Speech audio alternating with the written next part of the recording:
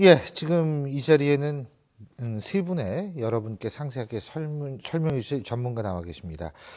위덕대학교 이상휘 부총장, 그리고 새누리당 의원을 지내신 이두하 변호사, 그리고 국무총리실 공보비서관을 지내신 이용호 완광대 초빙 교수 세 분 나와 계십니다. 어서 오십시오. 네, 안녕하십니까? 예. 자, 오늘이요. 오늘도 역시 가장 주목되는 사건은 바로 유승민 새누리당 원내대표의 이 거취 문제였었는데 오늘 참 특이한 날이었습니다. 최고위원 회의가 두 번 열렸었죠. 한 번은 오전에 열렸고요. 평택에서. 그리고 3시에 긴급 최고위원 회의가 열렸는데요. 자, 먼저 3시에 있었던 긴급 최고위원 회의 영상부터 보고 저희가 본격적으로 얘기 나눠보죠. 화면 함께 보시죠. 지금 들어가시는데 한 말씀 부탁드릴게요.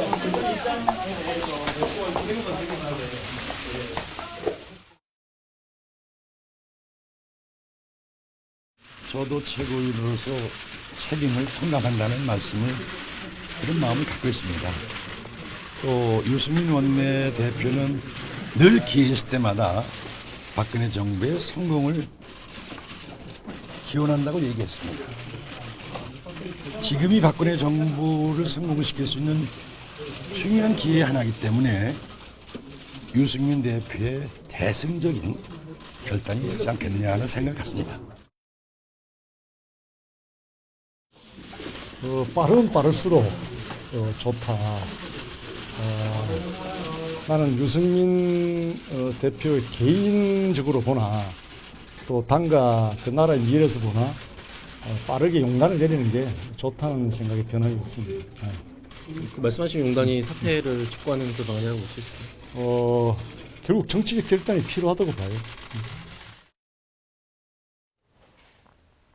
예. 저희가 지금 판넬을 준비했는데요. 이 판넬을 쫙 보시면 지금 전국에 있어서의 가장 핵심적인 분들이 여기 쫙 나열이 돼 있습니다. 이분들이 전부 하시는 말씀들이 여기 밑에 이제 다 있는데요. 자, 먼저 어쨌든 가운데는 유승민 원내대표가 본의 아니게 여기 딱 정점으로 딱 계시는데 글쎄요. 자, 부총장님. 예.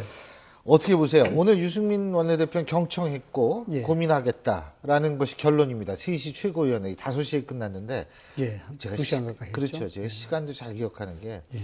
이제 YTN 라디오 섭외를 그 회의가 끝나 이제 하는 건데 예.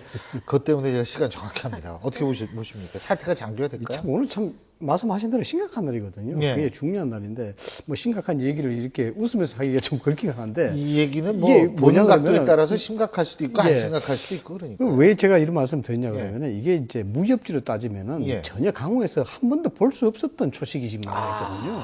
그렇지 그렇지 않습니까? 좋아하시네. 예. 초식이. 뭐, 예. 어릴 때 뭐 자주 읽었습니다만은 어떤 그런 생각이 들어요. 왜냐하면 대통령이 직접적 언급을 하진 않았지만은 여당의 집권 여당의 원내대표를 사실상 나가라고 이야기한 것이나 예. 또 그걸 듣고 버티는 원내대표나 예. 또 여기에 대해서 갑론을박하면서 서로 싸우는 어떤 형태나 이런 것들이 그동안 정치권에서는 좀처럼 보기 힘든 그런 내용들이거든요. 그래서 이 판단 자체가 어떻게 해야 될지 모르겠는데 아무튼 그렇습니다. 오늘 의총에 대한 2시간에 대한 논의 과정, 이 부분에 한마디로 말씀을 드리자 그러면은 명분 쌓기다라는 생각이 들어요. 그 명분 쌓기라는 것이 뭐 회의를 했다 이런 명분이 아니고 유승민 대표가 나갈 수 있도록 하려고 그러면 끌어내리다든가 밀어내기식보다는 좀 어떤 자락을 깔아주고 내보내야 되겠다는 그런 게 있었고 그런 과정의 토대 위에서 최고위원들과 김무성 당대표가 논의를 한 것이지 아니냐 생각이 됩니다. 그 근거로서는 나오는 김무성 대표의 발표도 있었습니다만은 여기에 어떤 확정적인 게 없지만은 유승민 원내대표가 거취가 결정이 났다. 단정적인 어떤 그런 것들이 있단 말이죠. 그래서 고민해보자. 뭐 책임을 통감한다. 그래서 시간을 주자. 이런 것들을 얘기를 했던 것을 빌어서 본다 그러면은 내에서는 상당히 이제 퇴진에 대한 부분을 기정사실화 시켜놓고 이 부분을 좀 더 아름답게 양쪽 다가 소위 말해서 유승민 대표가 나가는 쪽도 명분이. 그렇죠. 예. 그러니까 명분을 만드는 그런 시간용 삭기가 아닌가 생각이 드는데 이런 거죠. 뭐 예를 들어서 뭐 두 분 어떻게 생각할지 모르겠습니다만은 의총을 연다 그러면은 이 굉장히 한판 승부가 될 수밖에 없거든요. 그래서 의총까지는 안 가고 김무성 당대표의 어떤 정치력 뭐 이런 걸 통해서 보기 좋게 좀 퇴진하는 그런 모습을 좀 만들려 그런 것이 아니냐 그런 생각이 좀 듭니다. 여기서부터는 제가 좀 일단 유승민 원내대표를 사자성어로 표현을 하면 지금의 입장을 좀 이따 좀 예, 알겠습니다. 너무 안심하지 마시고 저부터요? 이 의원님부터 좀 풍전등화라고 할 수도 있고 누란지세 이런 표현이 있지 않습니까? 누란지세? 정말 위급한 시기에 있는 것 같습니다. 법조인들이 사자성어를 잘하죠. 강했어요. 누란지세. 예.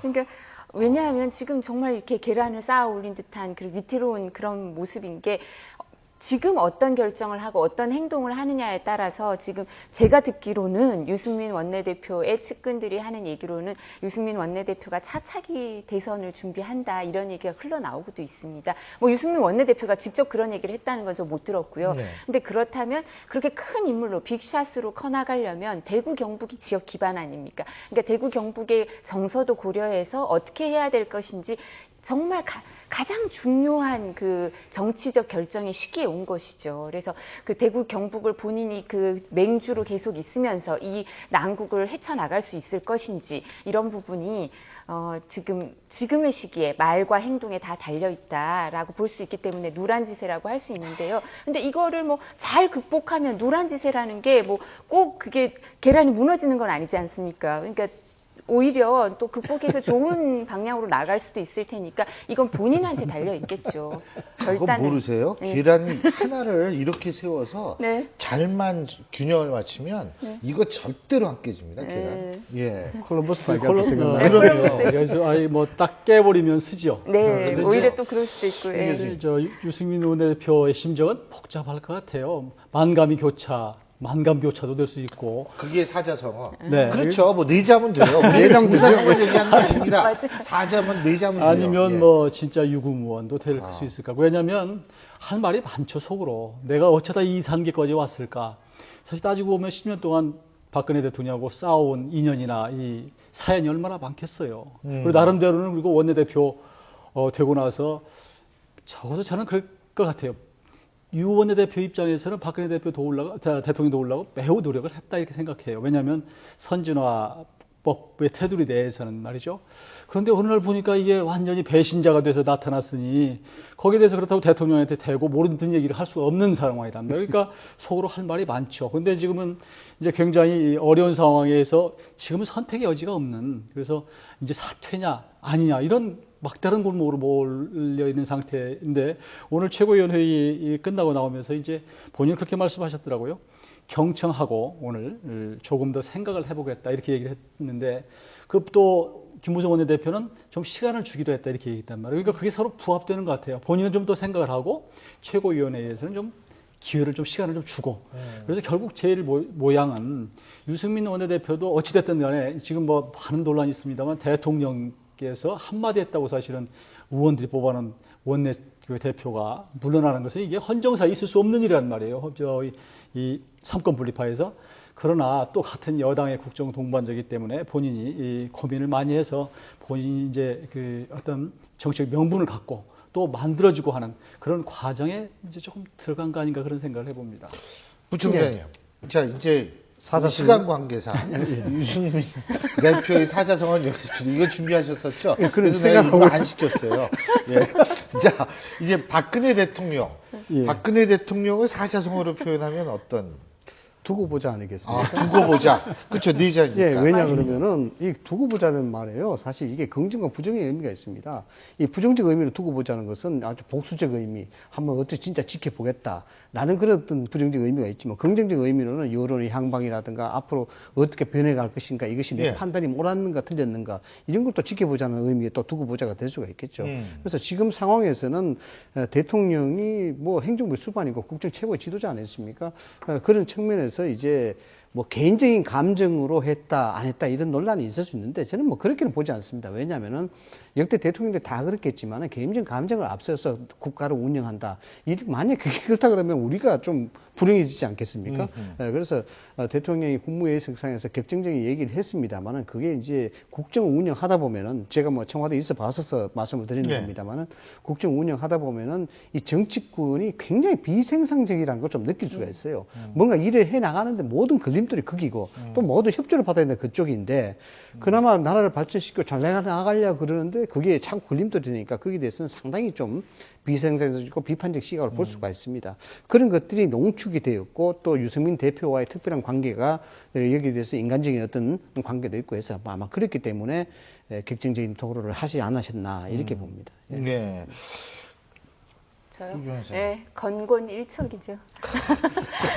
진짜 제가 굉장히 정어를 아주 변호사님 제가 그래도 아주 좀 형교- 싸게 보이는 조금 그런 면이 있죠. 예. 나중에 또 말을 아니, 하시면 돼요. 저보다 학식도 풍부하고 그러시니까 이제 제가 좀 제일 잘 모를 것 같으니까 전 일부러 이런 단어를 쓰고 딴 분들은 잘 아실 것 같으니까 일부러 쉽게 설명하시는 것 같은데 뭐 정말 유승민 그 원내대표는 정말 층층이 쌓은 알 같은 그런 누란지세라고 하면 대통령께서는 국정 운영의 주도권, 당청 관계에 있어서 우위 이런 걸 걸고 한판 승부를 벌이시는 건곤일척 이제 그런 걸 이제 기다리시는 거죠. 한판 승부를 벌인다. 한판 승부를 무엇을 위해서 한판 승부를 벌이죠? 그러니까 앞으로 사실 국정 운영의 성과를 내려면 대통령은 지금 5년인데 이제 2년 반 조금 넘게 2년 8개월 정도 남지 않았습니까? 근데 이 기간 동안 그 당청 관계에 있어서 당에서 협조를 얻어내고 이런 부분에 있어서 일정 부분 당한테 메시지도 보내고 국민들한테도 메시지를 보내는 거죠. 국회가 이런 식으로 해서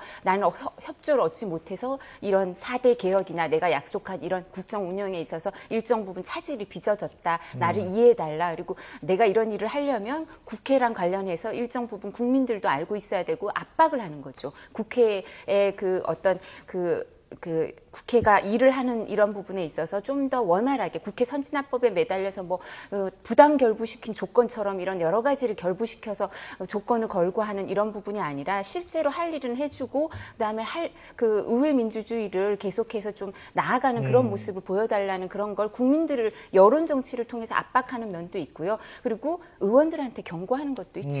나는 원박이던 유승민 원내대표조차도 이럴 수 있다. 이런 부분도 이건 제 개인적인 생각인데요. 그런 메시지도 국회의원들한테 주는 게 있는 것 같습니다. 총선을 앞두고 있으면 아무래도 저도 국회에 있어 보면 당이 우선이 되고려고 하는 그런 게 있거든요. 그리고 대통령의 국정 운영 철학이 있지만 그 부분에서 조금 중도 보수라고 생각하면서 좌로 클릭하는 면이 있습니다. 특히 경제 정책에 있어서. 근데 대통령은 그런 국정 철학에 있어서도 그 기조를 그대로 갖고 가겠다. 이런 본인의 그 어떤 그 뭐라 그래야 될까요? 이런 그 정체성 이런 부분을 확인하는 다시 그런 모습이어서 그런 걸 걸고 건곤일척을 하신 거죠. 예. 자, 저는 그 대란 대치가 어떨까 싶어요. 그러니까 요즘에 사실 그 대통령 아까보다는 차원이 굉장히 업그레이드 되셨어요.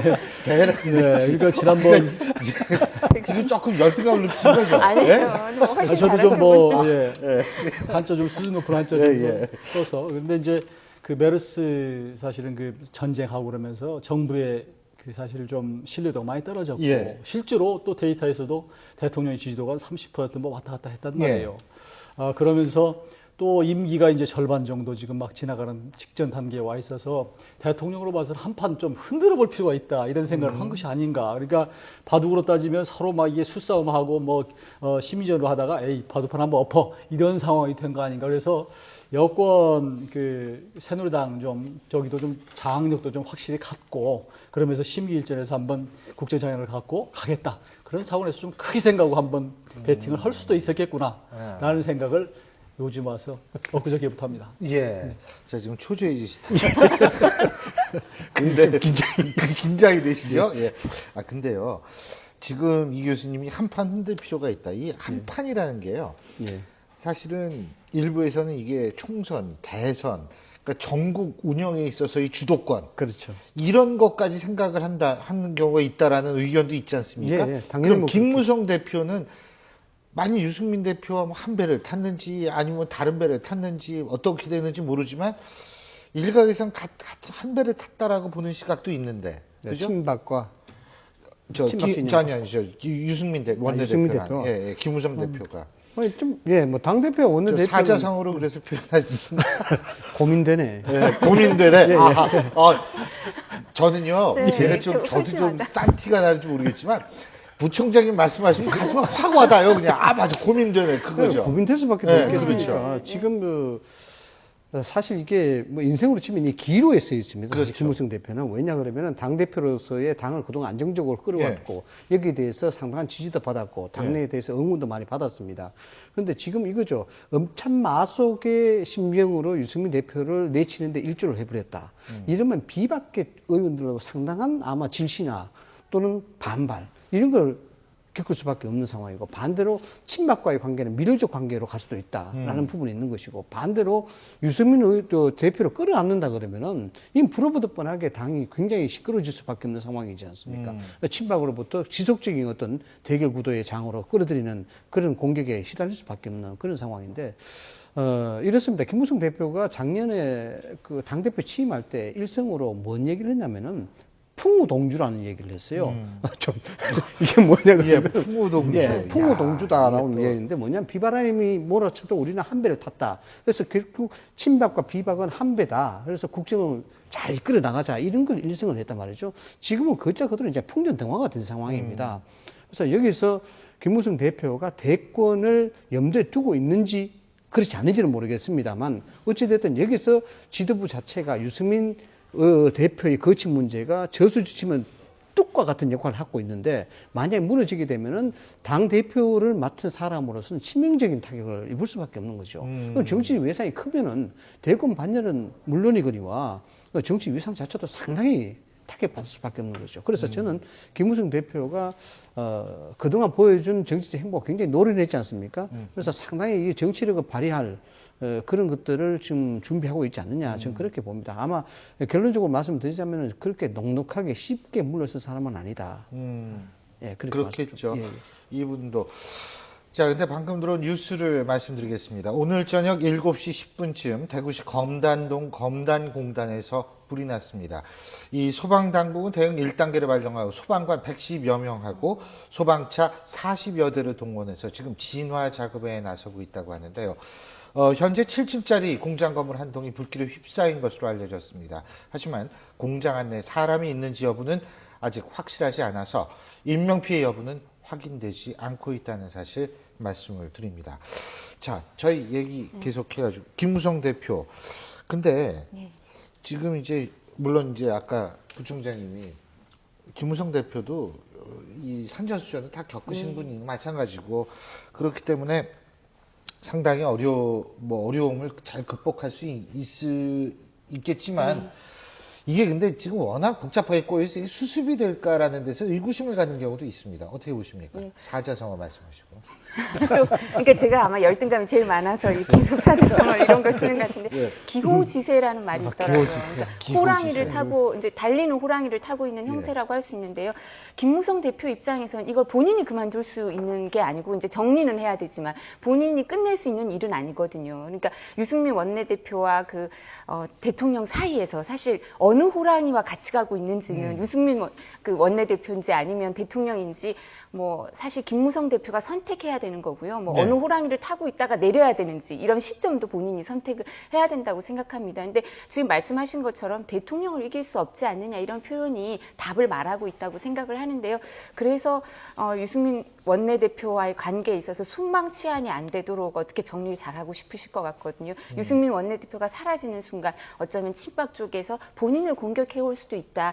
그리고 본인 지도 체제가 흔들릴 수도 있다. 이런 부분을 사실은 우려할 수밖에 없습니다. 비박 지도부기 때문에. 그래서 그 기호지세라고 대통령과 같이 가고 있기 때문에 그 부분에 있어서 어떤 여당 대표로서 숙명이라고 할까요? 왜냐하면 당청 관계가 계속 어느 정도는 견제와 균형이 있지만 협조가 없으면 사실 선거를 치를 수가 없거든요. 총선은 특히. 그렇기 때문에 김무성 원내대표는 마지막에는 여당 대표로서 선택을 청와대와 국정운영 동반자로서 그런 선택을 할 수밖에 없지 않을까 싶습니다. 그러기 위해서 제가 김무성 당대표가 원내대표일 때 제가 모셔봤는데요. 항상 설득하고 타협하고 이런 걸 참 많이 하시거든요. 그리고 사전 정지 작업 이런 걸 많이 하시기 때문에 그냥 이건 제 개인적인 생각인데 유승민 원내대표가 이제 좋은 모양새를 취하고 명분을 쌓아서 나갈 수 있도록 이렇게 유승민 원내대표를 설득하는 모양새를 좀 취하게 되지 않을까 싶습니다. 근데 일각에서는 김무성 대표 자신이 이 타깃이 될 수 있다라는 얘기도 나오고 있지 않습니까? 그러니까 뭐 청와대가 이런 얘기 했다고 그러죠. 그러니까 제가 여기 적은 대통령이 원내대표 한 명 바꾸자고 공개 자리에서 그렇게 길게 말했겠나. 2년 반 동안 국회의장의 분노가 표출한 것인데 선우가 바뀌고 있다. 이런 얘기도 했다고 하는데 이런 얘기 사실 김무성 대표가 들으면은 사실상 조금 좀 그렇겠죠. 어떻게 보십니까? 금방 사자성어도 이제 말씀해 주시고. 이 말씀하신 부분은 또 다르게 해석할 수 있을 것 같아요. 원내대표 한 사람을 바꾸라고 그렇게 지금 나섰겠냐 예. 이 얘기는 김무성 대표한테도 해당이 될 수도 있지만 사실은 너무 이제 청와대가 대통령께서 유 원내대표한테만 타겟을 하니까 예. 이건 내 얘기는 정치권 전체 얘기다라고 사실은 해석할 수 있기 때문에 꼭 예. 김무성 대표한테 한정된 건 얘기는 아닐 수도 있다는 생각이 들고요. 지금 이제 김무성 대표로 봐서는 그동안에 내자 얘기하면 지금까지는 노심초사였을 것 같고 지금부터 이제 일도 양단 선택할 때가 온 것 아닌가. 그래서 오늘 오후 3시에 이 최고위원 회의를 하면서 마음으로 사실 어제 이제 주말 거치면서 여러 얘기를 듣고 청와대 기로 타진하고 이러면서 대통령을 이길 수는 없구나. 그런 점에서 결심을 해서 선택의 수순에 들어갔다고 보고요. 오늘 최고위원회에서도 이제 그 최고위원들이 그렇게 말씀을 했단 말이에요. 이제 서로 공동의 책임이다. 이 얘기는 자꾸 유 원내대표 당신이 혼자 이 책임질 상황은 아니다고 그러면서 위로를 하는 거예요. 한쪽으로. 왜냐하면 누구를 자꾸 어렵게 만든 게 아니고 우리 공동의 책임인데 자꾸 위로하면서 모양새 출구를 만들어주는 그런 거 아닌가 싶습니다.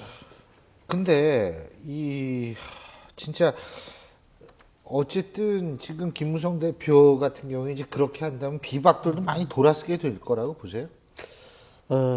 아무래도 비박들이 어느 정도 이제 원칙론에 입각해서 행동하지 않겠느냐 그런 생각이 됩니다. 물론 이게 왜냐하면 좀 더 이제 정치공학적으로 현실적으로 보자면 이렇습니다.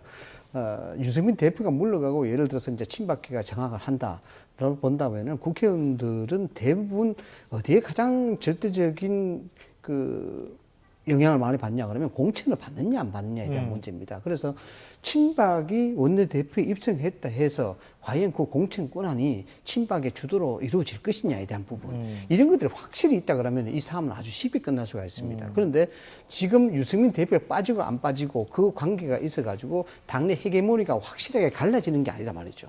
힘의 균형 자체가 깨지는 것이 아니고 어떻게 될지 모른다는 겁니다. 여기 이제 비박의 의원들의 진심이 좀 담겨 있던 것이죠. 만약에 이런 서 공천권이 확실히 넘어갈 수 있다 그러면은 힘의 균형대로 뭐 명분도 좋지 않습니까? 대통령 구하자. 뭐 이렇게 해서 넘어갈 수가 있겠지만 그런 어떤 지형 자체가 안 보인다는 것이죠. 지형 자체가 안 보이기 때문에 이 부분이 애매하게 자꾸 간다는 것입니다. 그렇군요. 그 한 가지만 좀 더 말씀드리면 아까 이제 제가 답변을 못 드린 것 같은데요.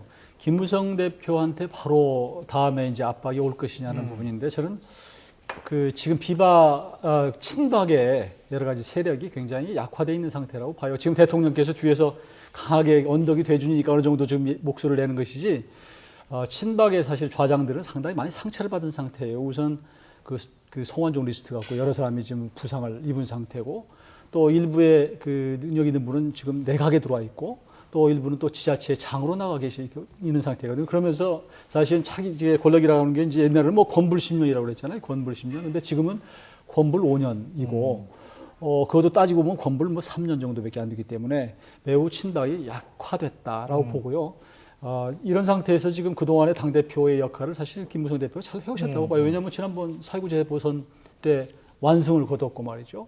그 여러 가지 본인도 또 처신을 잘 했어요. 왜냐하면 그 자세도 굉장히 낮춰서 내가 무슨 대권 주자냐. 그런데 지금 여론조사에 보면 1등으로 나오는 이런 처신을 잘해왔기 때문에 내년 그 총선을 앞두고 김무성 대표를 밀어내서 과연 무슨 득이 있을까라는 생각을 해봅니다. 알겠습니다. 말씀하세요. 예, 그러니까 김무성 대표가 이제 뭐 만약에 그 김무성 대표의 진퇴가 문제된다면 명분이 없거든요. 보통은 선거에서 패배하거나 당에 무슨 큰 분란이 있는 경우에 이제 뭐 당 대표가 문제가 되는 경우가 있지만 임기를 다 채우지 못하고 신뢰를 받지 못하는 경우에 이제 진퇴 여부를 결정해야 되지만 그런 큰 문제는 없고 지금 문제되는 건 원내 문제거든요. 그러니까 원내 대표까지는 문제가 될 수 있지만 김무성 대표까지 가는 거는 이게 아마 비박 의원들도 이 부분은 좀 문제가 있다고 생각할 수 있고요. 친박 쪽에서도 주도권을 뭐 당 대표까지 다 이렇게가 아니라 제 생각에 일정 부분 만약에 공천까지 생각한다면 원내 대표를 친박 쪽에서 누군가 내세운다면 그 원내 대표도 최고위원회의 멤버니까 공천심사위원회에 대해서 최종 의결을 할 수 있거든요.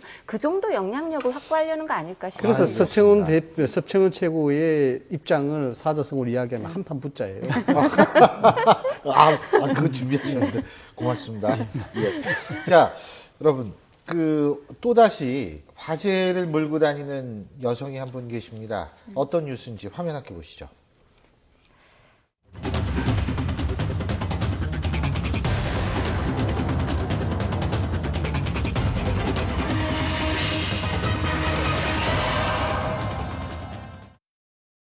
예, 여러분 얼굴 보면 당연히 누군지 아시죠? 이 중북 논란에 휩싸여서 검찰 조사를 받은 뒤에 추방된 신은미 씨 지금 북한에 가 있는 것으로 알려지고 있습니다. 본인 페이스북에 일본 강연 마치고 북한에 와 있다 이렇게 글 올린 건데 이분은 북한 쉽게 가요?